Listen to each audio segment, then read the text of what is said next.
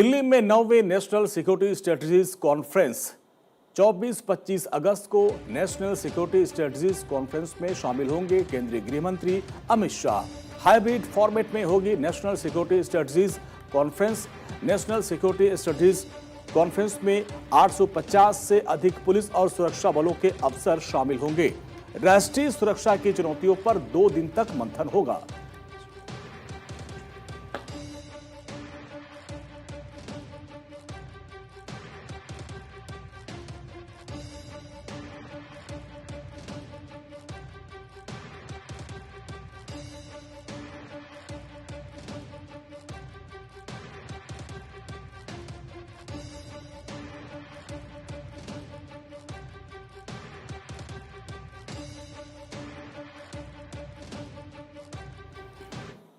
चौबीस अगस्त को सीएम योगी का रायबरेली दौरा।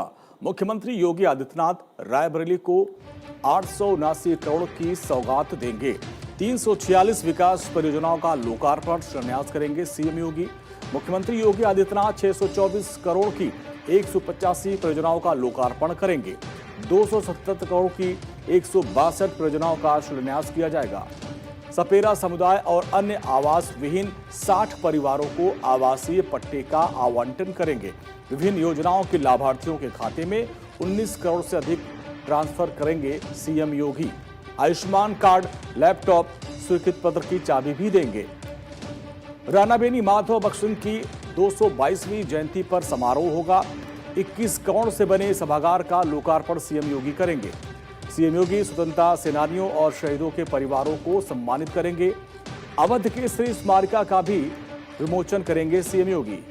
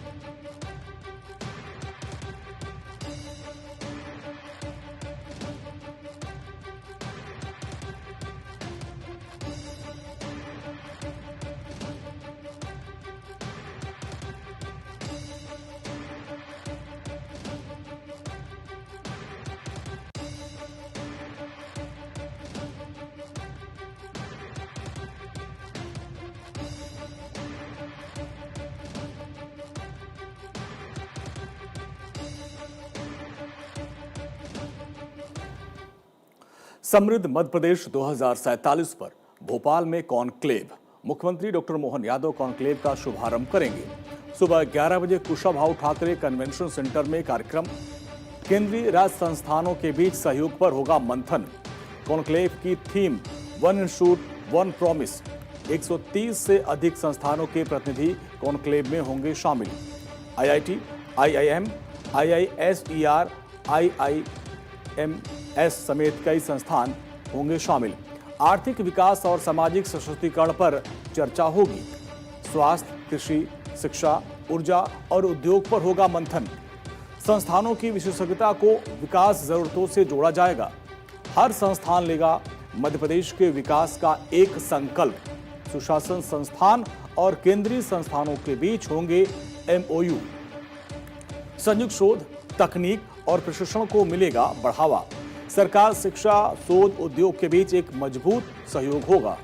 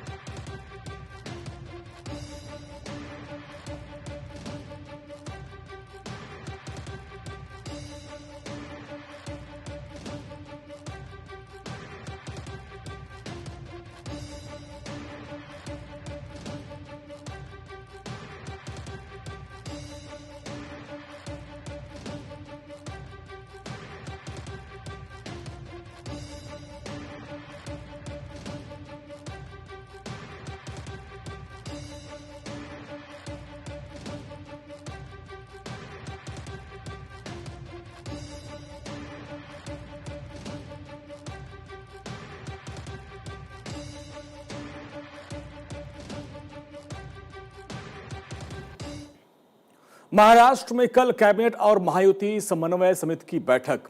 महाराष्ट्र के मुख्यमंत्री देवेंद्र फडणवीस ने सोमवार को दोपहर 2 बजे सह्याद्री अतिथि गृह में कैबिनेट बैठक बुलाई है। इसके बाद मुख्यमंत्री आवास पर महायुति समन्वय समिति की बैठक होगी। बैठक में मुख्यमंत्री, दोनों उप मुख्यमंत्री और समन्वय समिति के नेता शामिल होंगे।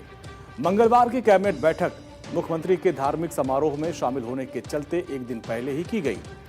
फडणवीस के दिल्ली जाने या इस्तीफे की अटकलों के बीच फिलहाल कोई तथ्य सामने नहीं आया है।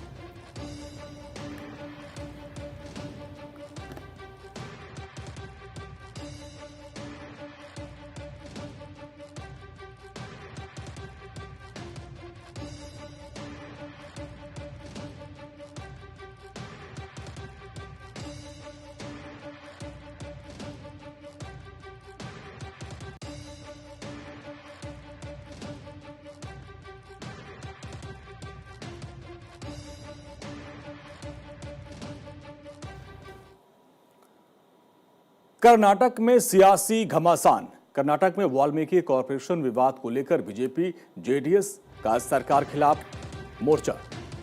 विपक्ष नेता आर अशोक ने 24 अगस्त को विधान सौधा के घेराव का ऐलान किया। विधानसभा का घेराव करेंगे वो।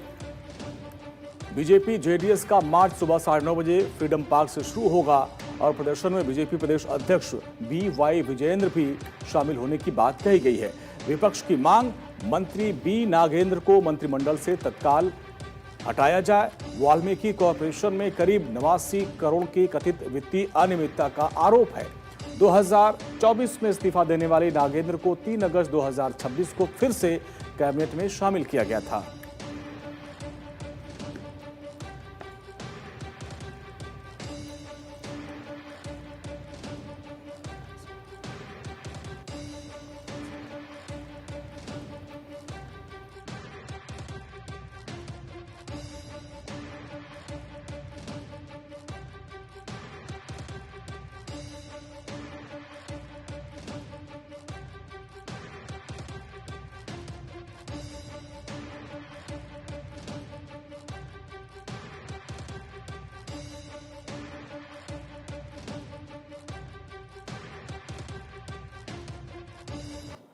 जेपीएससी पीटी परीक्षा धांधली पर सुप्रीम कोर्ट में याचिका।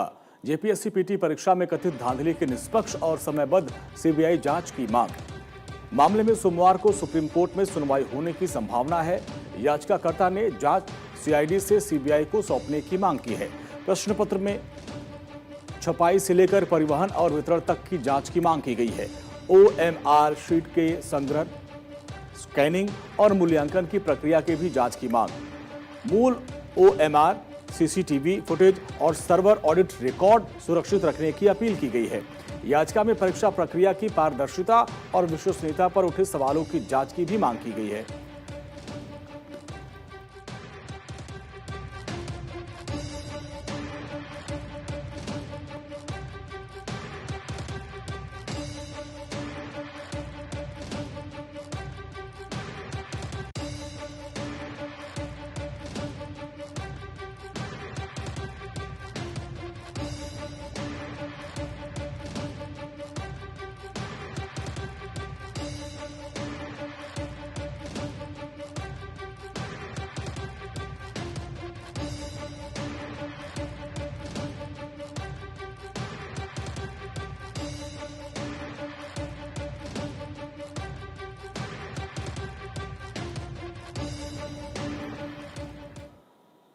झारखंड में 24 अगस्त से छात्र आंदोलन का नया चरण। जेपीएससी JSSC भर्ती व्यवस्था में सुधार के लिए 24 अगस्त से यात्रा शुरू होगी। दिशोम गुरु शिबू सोरेन के पैतृक गांव नेमरा रामगढ़ से यात्रा का आगाज किया जाएगा। यात्रा झारखंड के सभी 24 जिलों में जाकर छात्रों के बीच जन जागरण करेगी। शैक्षणिक संस्थानों, पुस्तकालयों, विश्वविद्यालयों में पारदर्शिता का संदेश दिया जाएगा। छात्र नेताओं ने भर्ती प्रक्रिया में भ्रष्टाचार, पेपर लीक और धांधली के खिलाफ आवाज उठाई है। आंदोलन के दौरान सरकार ने 45 परीक्षाओं पर कार्रवाई की, 22 रद्द की, 6 स्थगित की। 15 सितंबर की न्यायालयीय सुनवाई में सरकार से जांच रिपोर्ट मजबूती से रखने की उम्मीद है।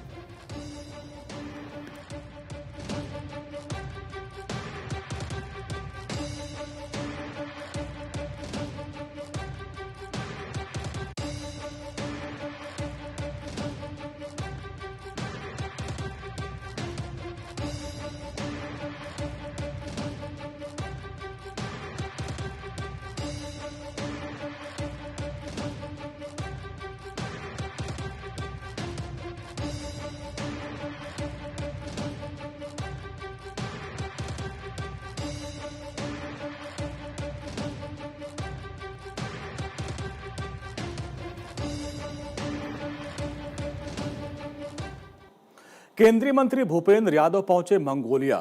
राजधानी उलान बटार में UNCCD COP17 में लेंगे हिस्सा। विभिन्न मंचों और द्विपक्षीय बैठकों में रखेंगे भारत का पक्ष। भूमि क्षरण तटस्थता के एजेंडे पर भारत का पक्ष रखेंगे केंद्रीय मंत्री यादव। पारिस्थितिकी पुनर्स्थापन समेत पर्यावरणीय मुद्दों पर चर्चा होगी। UNCCD COP17 में वैश्विक पर्यावरणीय चुनौतियों पर मंथन होगा।